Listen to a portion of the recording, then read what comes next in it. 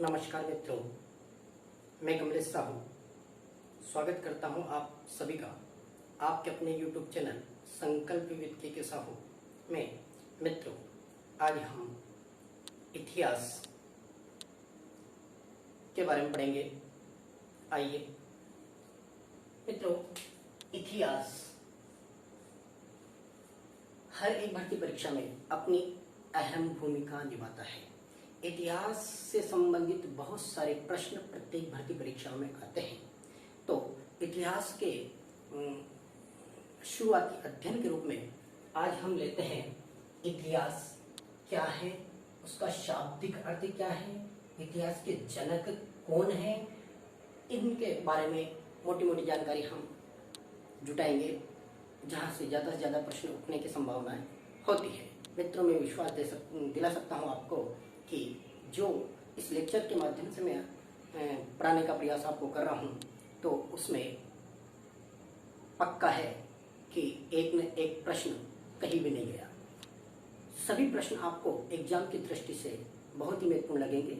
ऐसे प्रश्नों का संकलन जो मित्रों विगत परीक्षाओं में आए हैं और आगामी भर्ती परीक्षाओं में भी आने की उनकी पूरी संभावनाएं होती है, हम उनका संकलन करेंगे।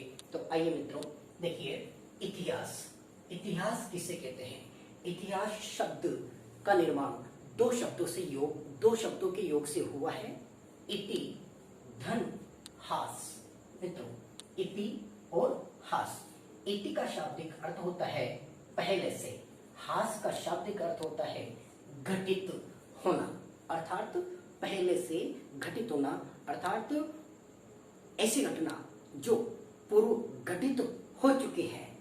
शाब्दिक अर्थ की यदि बात करें तो मित्रों, शाब्दिक अर्थ पूर्व घटित घटनाओं का, कौन सी घटनाओं का? पूर्व घटित घटनाओं का वर्तमान परिप्रेक्ष्य में क्रमबद्ध अध्ययन ही क्या कहलाता है? इतिहास। इतिहास किसे कहते हैं मित्रों? पूर्व घटित घटनाओं का वर्तमान परिप्रेक्ष्य में क्रमबद्ध अध्ययन करना ही क्या कहलाता है? इतिहास कहलाता है। अब प्रश्न यहां से उठता है कि इतिहास का जनक किसे कहा गया है? हेरोडोटस। हेरोडोटस को इतिहास का जनक कहा गया है। मित्रों, हेरोडोटस ने इतिहास से संबंधित जिस ग्रंथ की रचना की है उसका नाम क्या है? हिस्टोरिका। हिस्टोरिका हेरोडोटस द्वारा रचित ग्रंथ है, जिसमें उल्लेख मिलता है किसका? तात्कालिक भारत और फारस के मध्य जो व्यापारिक संबंध थे उनका उल्लेख हमें कहां से प्राप्त होता है? हेरोडोटस द्वारा लिखित ग्रंथ हिस्टोरिका से। आया मित्रों समझ में? भारत व पारस के मध्य जो व्यापारिक संबंध थे उन संबंधों की जानकारी हमें हेरोडोटस, जिसको इतिहास का पिता या जनक कहते हैं, द्वारा लिखित ग्रंथ हिस्टोरिका से हमें भारत व फारस के मध्य व्यापारिक संबंधों की जानकारी मिलती है।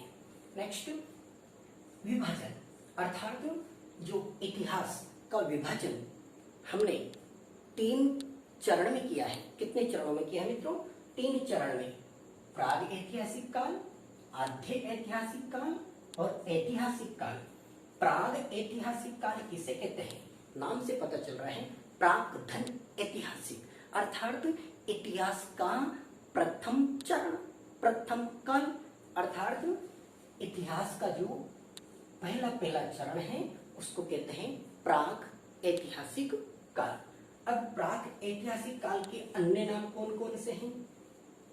अन्य नाम के अंतर्गत बात करें तो इसको पाषाण काल भी नाम दिया गया है। प्राग ऐतिहासिक काल को किस नाम से जानते हैं? पाषाण काल से। पाषाण काल से क्यों जानते हैं? क्योंकि मित्रों इस काल में जो आदि मानव ने उपकरण एवं औजार के रूप में जिसका प्रयोग किया है उसका नाम था पत्थर या पाषाण। पत्थर या पाषाण का प्रयोग करने के कारण इस काल को पाषाण काल के नाम से जाना जाने लगा।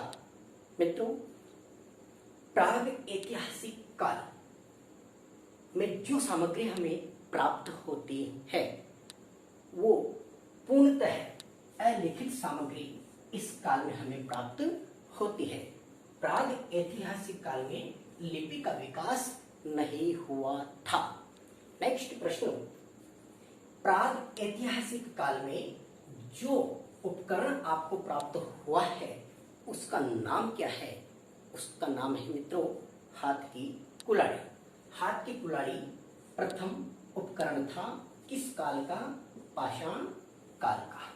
नेक्स्ट, अब पाषाण काल को अर्थात प्राग ऐतिहासिक काल का उपनाम पाषाण काल है। तो पाषाण काल का नाम पत्थर के प्रयोग के कारण नाम पड़ा है इसका। तो इस पाषाण काल को भी 3 भागों में बांटा गया है। कितने भागों में बांटा गया है मित्रों? 3 भागों में बांटा गया है। अब 3 भागों में कौन सा? यह है आपका पूरा पाषाण काल, मध्य पाषाण काल और नव पाषाण काल। पूरा पाषाण काल पाषाण के भी पूर्व का काल या युग, अर्थात ऐसा पाषाण युग जिस युग अर्थात काल में मानव के द्वारा पाषाण अर्थात पत्थर का प्रयोग किया गया। ठीक, अब पत्थर भी थे मित्रों। आदि मानव जब सर्वप्रथम पत्थर का प्रयोग करेगा तो उसको तो पता ही नहीं है आखिर पत्थर का वो हथियार एवं औजार एवं उपकरण के रूप में उपयोग करने लगा तो कैसे। जैसे कि मित्रों आपको पता है कि आदि मानव जंगल में निवास करता था। जंगल में निवास करने के कारण जंगल में बहुत सारे पशु होते थे, हिंसक पशुओं से उसको रक्षा की आवश्यकता महसूस हुई। रक्षा के साथ साथ उसको पेट भरने के लिए भोजन की आवश्यकता हुई। तो फलस्वरूप उसने क्या किया, वहां जो पड़े थे उन्हीं पत्थरों को उठा करके फेंकना प्रारंभ कर दिया। फलस्वरूप किसी जानवर के ऊपर फेंका, वो मर गया। मरने के बाद भूखा क्या न करता, तो वो डायरेक्ट उसको खाने लगा। तो उनको पता, अरे इसके फेंकने से तो ये जानवर मर जाता है और अपना पेट भर जाता है, तो क्यों न स्पेशल कुछ हथियार बनाए जाए। तो उन्हीं पत्थरों को उसने मित्रों एक आकृतियों में गढ़ना प्रारंभ कर दिया। तो उन गढ़े हुए पत्थरों की आकृति बेडोल थी, सुडोल नहीं थे, बेडोल आकृतियां थी। तो इस काल में पत्थर के जो औजार अर्थात उपकरण हथियार प्राप्त होते हैं वो कैसे थे? अनगढ़े थे, यानी कि कोई उनकी सही बनावट नहीं थी। नेक्स्ट मित्रों, पूरा पाषाण काल जो है, इस पूरा पाषाण काल को किस अन्य नाम से जानते हैं? Palaeolithic age. किस नाम से जानते हैं? Palaeolithic as. पू फॉर पूरा, पे फॉर पैलियोलिथिक। नेक्स्ट, मध्य पाषाण काल। मध्य पाषाण काल में हुआ क्या? मध्य पाषाण काल को अन्य किस नाम से जानते हैं? मैं for Madhya, may for Mizo. तो मिजो से मध्य अर्थात मध्य पाषाण काल को मिजोलिथिक एज के नाम से जानते हैं। तो पूरा पाषाण काल को पैलियोलिथिक एज के नाम से जानते हैं। मुझे विश्वास है मित्रों आपको याद हो चुका होगा। नेक्स्ट, अब मध्य पाषाण काल जो द्वितीय काल है, इसकी विशेषता क्या है? पूरा पाषाण काल में आदि मानव के द्वारा शिकार हेतु अनगढ़े पत्थरों का प्रयोग किया गया।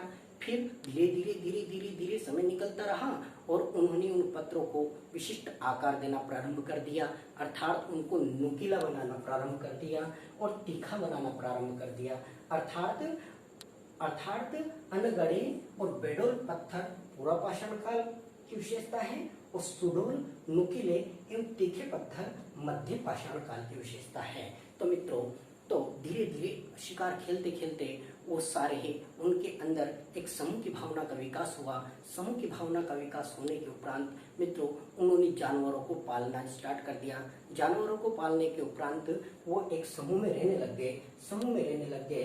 तो प्रश्न आता है मित्रों, नुकीले पत्थर, औजारों का प्रयोग एवं पशुपालन किस युग की देन है? मध्य पाषाण काल की। नेक्स्ट, अब बढ़ते हैं हम नव पाषाण काल के अंतर्गत मित्रों एक तो कृषि का आविष्कार और एक पहिए का आविष्कार। ये दोनों ही आविष्कार वेरी वेरी इंपॉर्टेंट है मित्रों।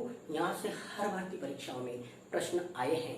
तो कौन से आए हैं? कृषि का आविष्कार कौन से काल, कृषि का आविष्कार कौन से काल में हुआ था? तो नवपाषाण काल में। पहिए का आविष्कार कौन से काल में हुआ था? नवपाषाण काल में। अब मैं ट्रिक के माध्यम से आपको बता दूंगा नवपाषाण काल को अन्य किस नाम से जानते हैं? तो नियोलिथिक एज के नाम से नवपाषाण काल को जानते हैं।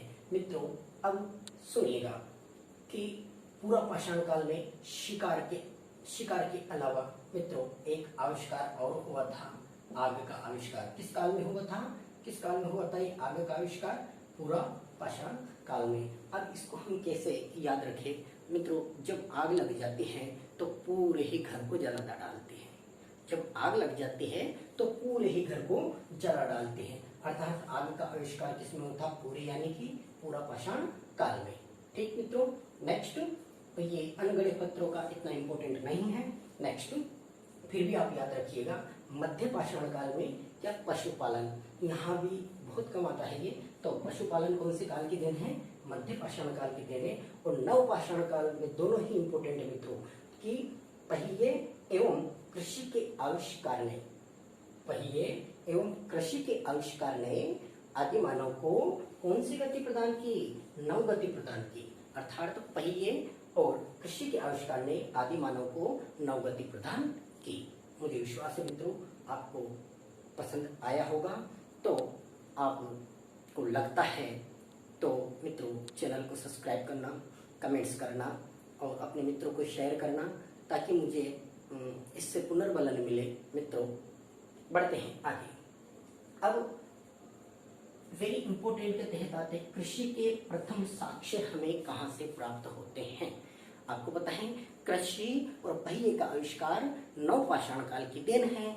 तो प्रश्न आता है मित्रों कि कृषि के प्रथम साक्ष्य हमें कहाँ से प्राप्त होते हैं? मेहरगढ़ से। कहाँ से प्राप्त होते हैं मित्रों? मेहरगढ़ से। और मेहरगढ़ कहाँ है?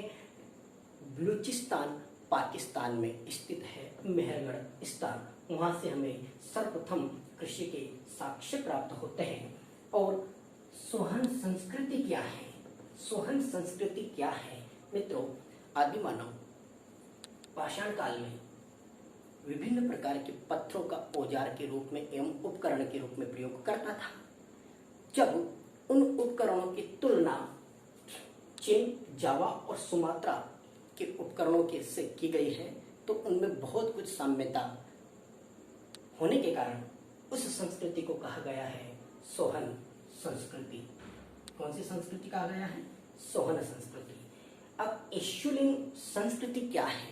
एशुलिन संस्कृति क्या है? वही अफ्रीका और यूरोप, अफ्रीका और यूरोप से प्राप्त पाषाण अवशेषों से जब हमारे भारतीय पाषाणकालीन उपकरणों की तुलना की गई है तो बहुत कुछ अफ्रीका और यूरोप के उपकरणों से मिलते जुलते प्रतीत हुए।